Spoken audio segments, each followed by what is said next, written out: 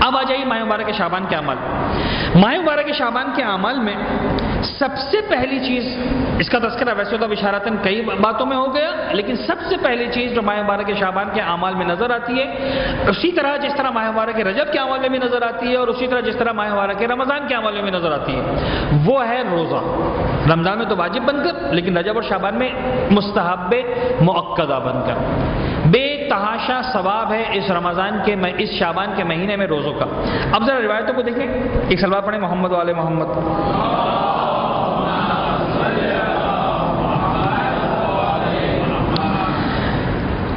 کتنی روایتیں ہیں مجھے نہیں پتا، میں کتنی روایتوں کو آپ کے سامنے پیش کروں، لیکن چھٹے امام سے روایت ہے کہ جب ماہ شعبان داخل ہوتا تھا تو چوتھے امام اپنے اصحاب کو جمع فرماتے تھے. بالکل سیدھا جس طرح ہم یہاں پر جمع ہو گئے، کمیونٹی ویلفیئر آرگنائزیشن والوں نے ہم کو جمع کیا یہاں پر، ایک موقع فراہم کیا، خدا ان کو جزائے خیر دے. اور پھر فرماتے تھے اے اصحاب تم کو معلوم ہے کون سا مہینہ؟ یہ شعبان کا مہینہ ہے. اور امام فرماتے تھے اپنے اصحاب سے کہ رسول خدا فرماتے تھے کہ یہ میرا مہینہ ہے، تو اس مہینے میں پیغمبر کی محبت کی خاطر اور اپنے پروردگار کی تقرب کے لیے روزہ رکھو.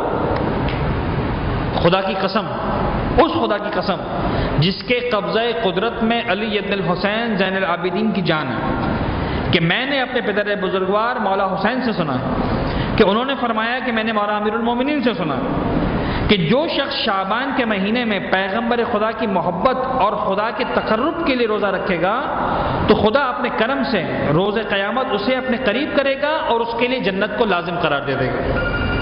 ایک صلوات پڑھتے محمد و آل محمد.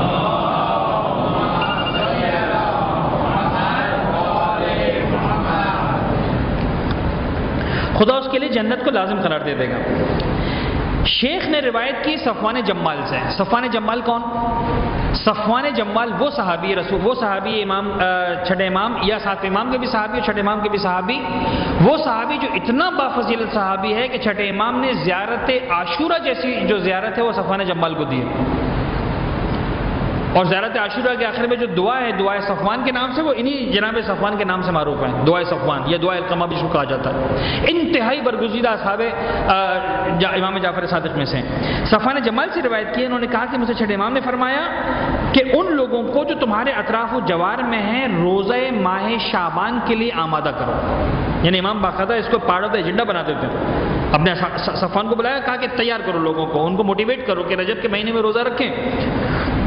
میں نے کہا کہ مولا میں آپ کو قربان جاؤں، کچھ فضیلت بھی ہے، یعنی میں کیسے موٹیویٹ کروں؟ جب تک سمجھ میں نہیں آئے گا کہ ثواب کیا ہے، فضیلت کیا ہے، اجر کیا ملنے والا ہے، تو انسان اتنی آسانی سے عبادت کی طرف مائل نہیں ہوتا. مولا میں کیسے کہوں کیا فضیلت ہے؟ امام نے فرمایا ہاں سنو، جب بھی رسول خدا شعبان کا چاند دیکھتے تھے تو حکم دیتے تھے منادی کو کہ جاؤ مدینہ میں ندا کرو کہ اے اہل مدینہ، میں رسول خدا کا قاصد بن کر تمہارے پاس آیا ہوں. یعنی آج کل کی زبان میں SMS کرو، سب کو میسج دو، پیغام پہنچاؤ. اس زمانے میں قاصد جایا کرتے تھے.